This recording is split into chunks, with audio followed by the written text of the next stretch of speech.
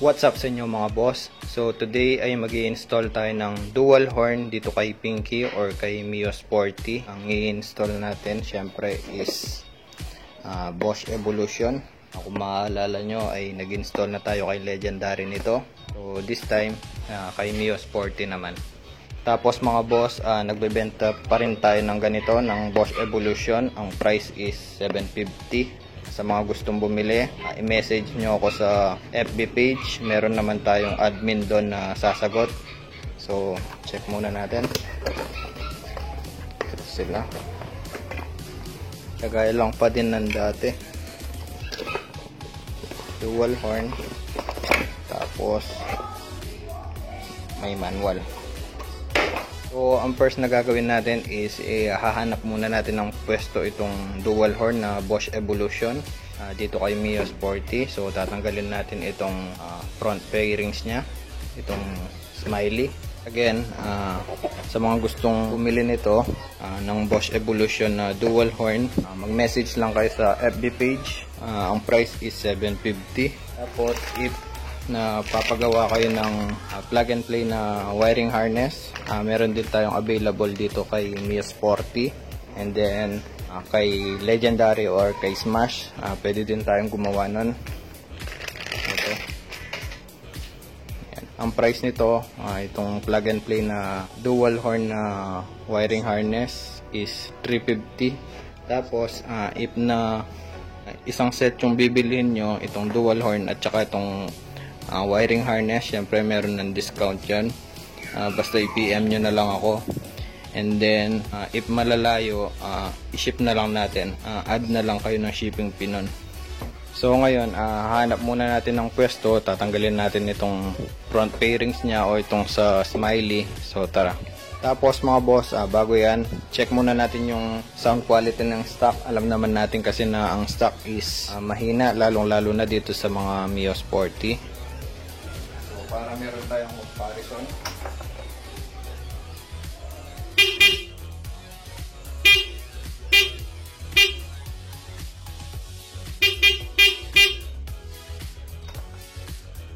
So ayun, ngayon i-install na natin yung dual horn. Hanap na natin ang pwesto. So kailangan natin tanggalin itong placer relay. Ayan.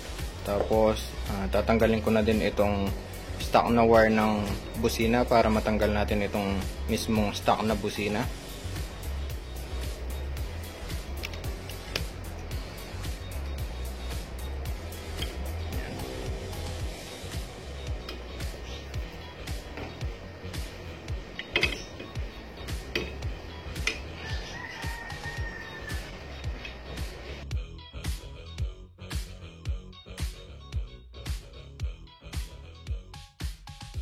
Ayan, valid ganyan natin ipipwesto yung dual horn.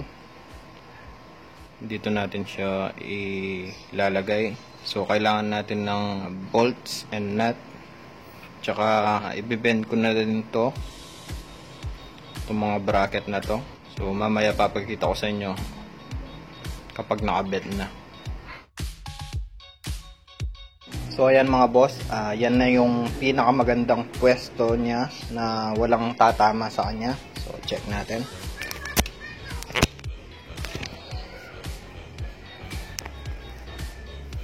Ayan, itong sa right side nilagay ko mismo dito sa pagitan ng bracket at ng chassis.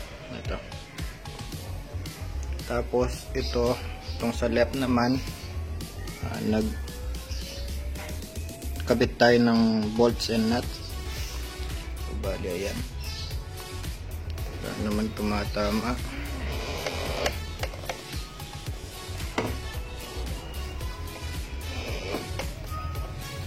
So try natin ikabit yung front cover niya or yung front fairings.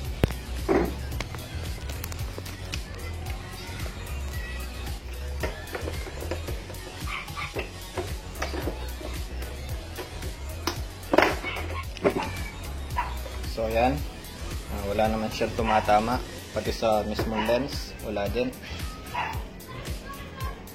since na okay na yung fitment, tsaka okay na yung pagkapwesto ng dual horn, so pwede na tayo mag-wiring. Tatanggalin ko muna ulit ito, and then tatanggalin ko na din yung araro, tsaka bangka ni Legendary, tsaka yung engine cover. So bali ayan mga boss, nakabit na natin yung positive sa battery, negative terminal sa battery. Yung positive natin, syempre may fuse ito. Tapos tumaan siya dito. Ayan. Tapos yung negative.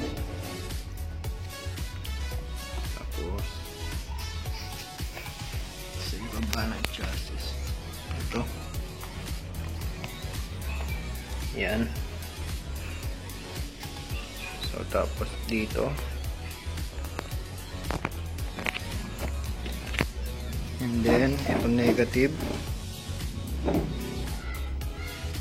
Ayan, pumunta na yung isa dito sa dual horn natin na Bosch Evolution. Tapos, itong isang negative, nandito na rin. And then, positive. Ito. Ito, nakakonect na rin. Tapos, yung stock na terminal, nakakonect na din. So, ayan. So, check natin.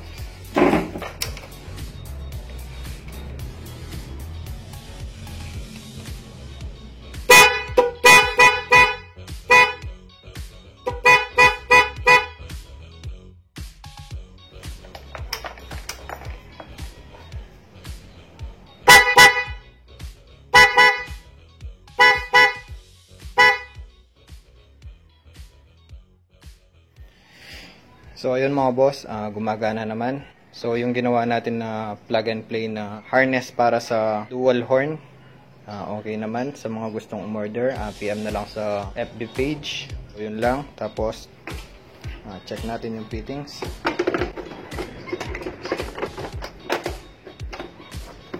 So ayan, okay naman. Okay naman yung fittings. Bago ang lahat, shoutout muna tayo. Shoutout kina Jonard Rivera, JM Samson or Samson Motorride, Jonel Official, at kay Dandan TV Official. So yun lang mga boss, shoutout sa inyo. Ride safe. So ayun mga boss, hanggang dito na lang yung vlog. Like, comment, share, and subscribe na lang kayo mga boss. Ride safe.